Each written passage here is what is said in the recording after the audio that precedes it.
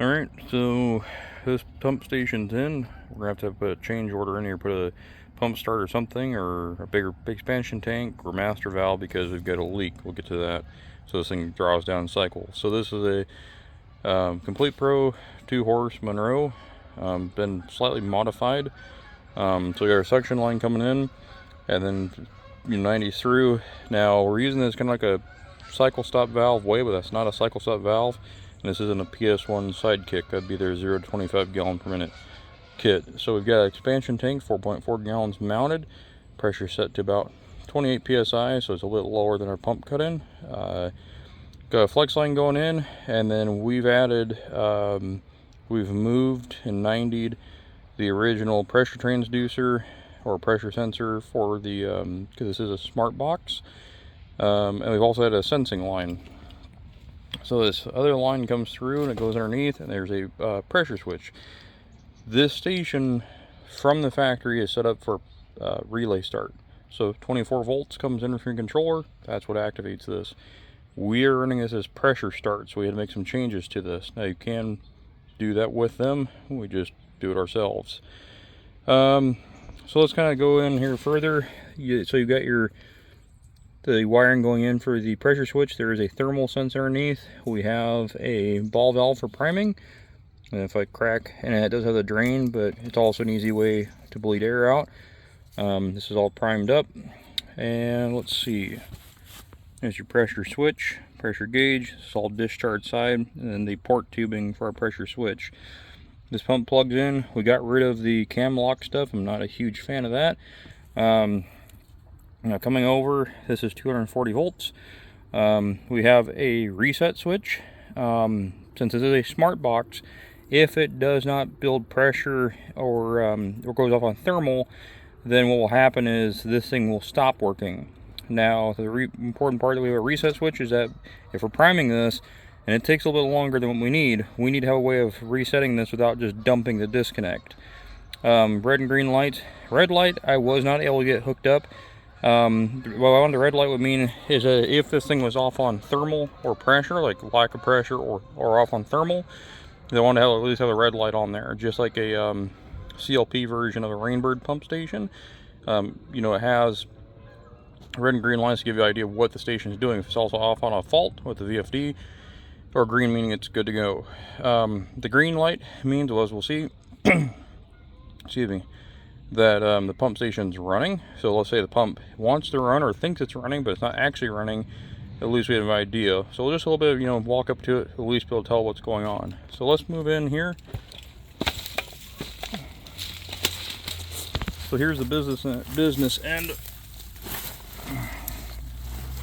So we've got a 2-pole. So this is 240 volts, no neutral, so 2 hots on the ground.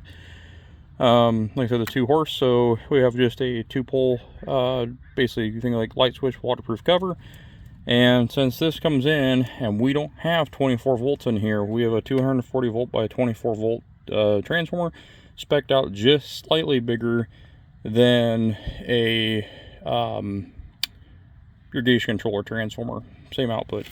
It's wired through, so you have your reset switch, and that goes through and it goes into the pressure switch, because remember, this is what is turning this pump on and off. So if this pressure signal drops and cuts in, all it does is just basically closes the loop, powers the time delay relay, that powers the 24 volt relay, and that also kind of self powers this relay. So this relay should be 240 volts, I believe, coil, 24 volt coil, 240 volt coil.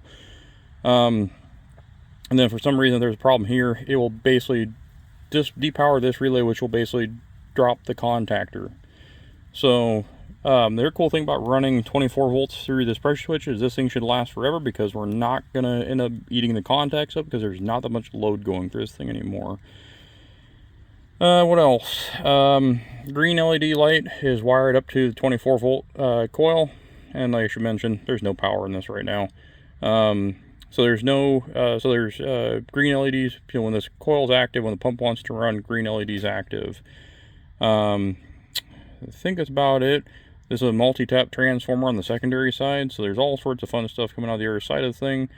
And actually, maybe I'm backwards. It's a multi-tap on the primary side, and it also has a circuit breaker in there, which is super handy, so we don't have to like a primary side fuse. Not really worried about it, but when you think about, you know, let's say, I don't know, this transformer is 50 volt amps on a 2-horse, 240 volt, maybe it's 30 amp breaker. We gotta think, like, we could burn this thing into the ground for a long time before the breaker would ever trip. So, good thing we have a little circuit breaker on that. So that's about it. This was our 90 coming in for our port tubing. We got our cover off, and we've got this adjusted down. I don't really care so much. I should have had a couple of like fork connectors, whatever, but I just didn't. I don't really care so much, you know, pressure switch, you know, this is your either increase or lower your cut in, cut out, and then I've the little spring mineral screw with, and I forget exactly what that one does, but we basically just lower us down to where we're happy with, you know, it cutting off. So that's about it. So let's go ahead and we're gonna fire this up. So we should be, so you can see our green light turned on. We can hear our pump. Now we're gonna come up to set point.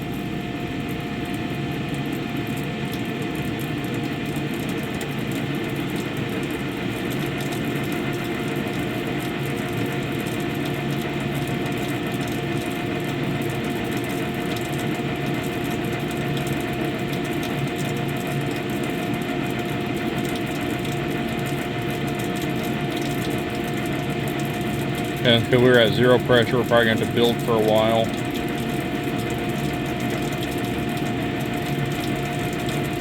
There. And then if you watch, see where I cut in at? So we're losing pressure somewhere on the discharge side of the pump. So it's not quite short cycling. So if we had a standard no pressure tank, and anything would be cycling because the pump would go up, off, on, off. So, but this is cycling. So we've got, obviously, we could have a bigger bladder tank that would help. But we're gonna have to do something about that. So that's about it. And the cover, only dumb thing is I gotta disconnect that union, depressurize the system to flip this shut, or we take the pins out. One of those dumb things that we wanted to have the piping routing around this way because we have a big tree right there, and just one of those stupid things. So there you go.